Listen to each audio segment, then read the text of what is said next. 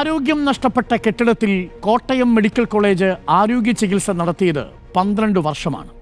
2013 തന്നെ ബലക്ഷയം തിരിച്ചറിഞ്ഞ കെട്ടിടത്തിന് പകരം മറ്റൊരു കെട്ടിടം നിർമ്മിക്കാൻ 2 വർഷം ബാക്കിയുണ്ടായിരുന്ന ഉമ്മൻചാണ്ടി സർക്കാരിനോ 5 വർഷം ഭരിച്ച ഒന്നാം പിണറായി സർക്കാരിനോ കഴിഞ്ഞില്ല. 2021 മാത്രം നിർമ്മാണം തുടങ്ങി 2024 ഡിസംബറിൽ എല്ലാ പണിയും പൂർത്തിയാക്കിയ പുതിയ ബ്ലോക്കിൽ രോഗികളെ മാറ്റിയത് ദുരന്താനന്തരം 10 മണിക്കൂറിനുള്ളിൽ. 12 വർഷം ഈ കെട്ടിടത്തിൽ ചികിത്സ തേടിപ്പോയ രോഗികളെ നിങ്ങൾ ഭാഗ്യവാന്മാരാണ്.